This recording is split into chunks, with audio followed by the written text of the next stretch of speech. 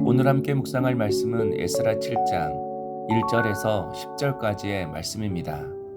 성전을 어렵게 재건했습니다. 그리고 성전이 완공된 후 60년이라는 세월이 흘렀습니다. 그러나 건물이 세워졌다고 해서 신앙이 자동으로 회복되는 것도 아니고 예배 초소가 생겼다고 해서 백성의 삶이 저절로 거룩해지는 것도 아니었습니다. 그래서 하나님은 성전을 세우신 다음에 이제는 그 성전 안에서 말씀으로 백성을 이끌 사람, 말씀을 연구하고 말씀대로 살며 말씀을 가르칠 사람을 세우셨습니다. 그 사람이 바로 에스라입니다. 1절 이 일 후에 바사왕 아닥사스다가 왕위에 있을 때에 에스라라 하는 자가 있으니라. 그는 스라야의 아들이요 아사라의 손자요 힐기야의 증손이요. 에스라의 족보가 1절에서 5절까지 계속 나옵니다. 이것은 단순히 이름을 나열해 놓은 것이 아닙니다. 에스라가 아무 뿌리 없는 사람이 아니라 제사장 아론의 계통을 잇는 사람이라는 것을 보여주는 것입니다. 다시 말해서 에스라는 자기 뜻으로 나온 사람이 아니라 하나님께서 오래전부터 준비해 두신 사람이라는 뜻입니다. 하나님은 60년 동안 한 사람을 준비하시고 계셨습니다. 이처럼 하나님은 언제나 당신의 일을 하실 때 사람을 준비하십니다. 그러므로 우리도 쓰임받는 사람이 되기 위해 지금 이 시간 하나님 앞에 준비되어 가야 합니다. 6절 이 에스라가 바벨론에서 올라왔으니 그는 이스라엘의 하나님 여호와께서 주신 모세의 율법에 익숙한 학자로서 그의 하나님 여호와의 도우심을 입음으로 왕에게 구하는 것은 다 받는 자이더니. 에스라를 모세의 율법에 익숙한 학자라고 합니다. 에스라가 말씀에 능한 사람이라는 뜻입니다. 이것은 타고난 것이 아니라 에스라가 늘 말씀을 가까이 하며 배우는 데 힘썼다는 의미입니다. 그래서 사람들은 그를 학사 에스라라고 불렀습니다. 그런데 그런 에스라를 바사왕이 총애했습니다.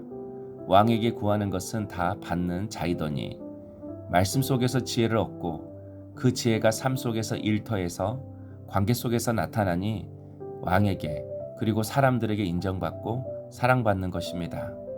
그래서 성경은 그의 하나님 여호와의 도우심을 입음으로 라고 말씀합니다. 말씀을 의지하며 살아가는 자에게 항상 하나님의 도우심이 있습니다. 그런데 에스라는 하나님의 도우심을 자기 자신을 위해서만 쓰지 않았습니다. 바사 왕에게 인정받았던 그가 모든 것을 포기하고 예루살렘 길에 올랐습니다. 하나님이 주신 사명을 감당하기 위해 다 포기하고 왔다는 것입니다. 이처럼 하나님은 주의 뜻을 위해 세상 것을 버릴 수 있는 사람을 도우십니다. 그러나 포기하면 채워주십니다. 버리면 세워주십니다. 하나님이 도우시면 길이 열리고 사람이 움직이고 하나님이 도우시면 불가능한 일도 가능해지는 것입니다. 9절 첫째 달 초하루에 바벨론에서 길을 떠났고 다섯째 달 초하루에 예루살렘에 이르니 그의 하나님의 선한 손이 그 위에 있었느니라. 에스라가 예루살렘으로 올라가는 여정이 나옵니다. 결코 쉬운 길이 아니었습니다. 그러나 결국 도착했습니다. 이유는 단 하나였습니다. 하나님의 선한 손이 그 위에 있었기 때문입니다. 믿음의 사람은 하나님의 선한 손이 보입니다. 그래서 내려놓을 수 있고 버릴 수 있고 믿음의 여정을 떠날 수 있습니다. 그러나 육적인 사람은 하나님의 손이 보이지 않습니다. 그래서 세상 것을 계속 붙잡으려고 합니다. 우리 인생 가운데서도 보이지 않는 하나님의 손이 있습니다. 그 손이 우리를 붙드시고 인도하십니다.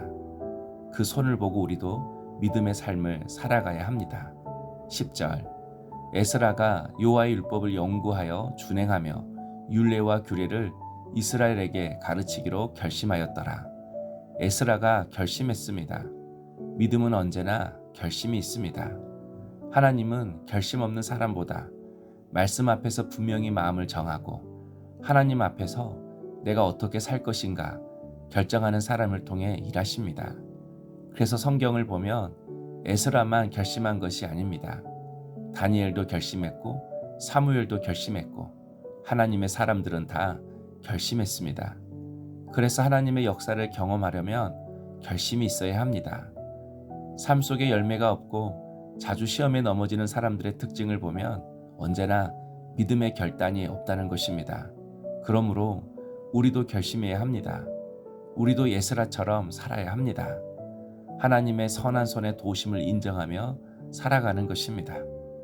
말씀을 아는 데서 멈추지 말고 말씀을 연구하고 그 말씀을 삶으로 순종하며 다른 사람들에게 하나님을 보여주며 살아가는 것입니다.